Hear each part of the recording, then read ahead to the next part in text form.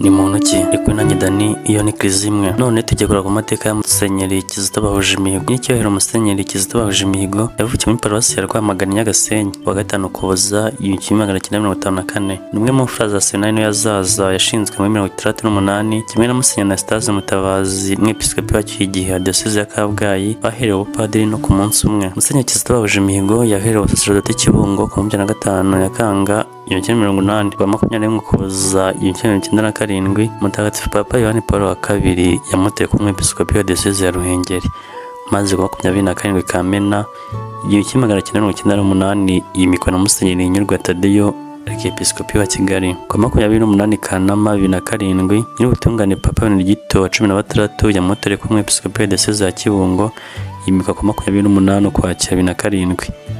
Umwepiskopi wa Diyoseze ya Kibungo afatanyije no kuba umuyobozi wa Diyoseze ya Ruhengeri kugeza ku 29 Mutarama 2010 ubwo Papa Benedikito wa 16 yemeraga kwegura kwe. Intego y'ubwepiskopi ni bakumenye.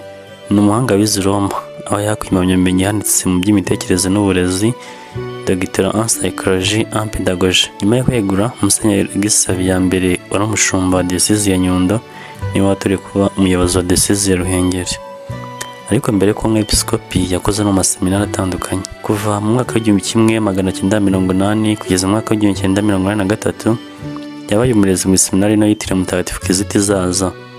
Kuva mu mwaka w'1987 kugeza 1990 yabaye umwarimu mu seminari nkuru ya Rutongo. Kuva mu mwaka w'1990 kugeza 1991 yabaye umwarimu mu seminari nkuru ya filozofi Kabgayi. Kuva mu mwaka w'1991 kugeza 1994 yabaye umuyobozi wa seminari no yitiriwe Mutagatifu Kizito ya Zaza. Kuva mu mwaka w'1995 kugeza 1996 yabaye umuyobozi wa seminari no yitiriwe Mutagatifu Visi na Paulo y'Indera Arkidiocese ya Kigali. Naho kuva mu mwaka w'1996 kugeza mu mwaka w'1997 yabaye umuyobozi wa roho mu seminari nkuru ya Rutongo. Naho muri Kanama yo muri 1997 ubwo navuga 1997 yabaye umurezi n'umuyobozi wa roho mu seminari nkuru ya Nyakibanda. Ntabwo ari ibi gusa Musenyeri Kizito Bahujimihigo twamuvugaho, ibi ni incamake, ibyinshi tugenda tubivuga mu biganiro bindi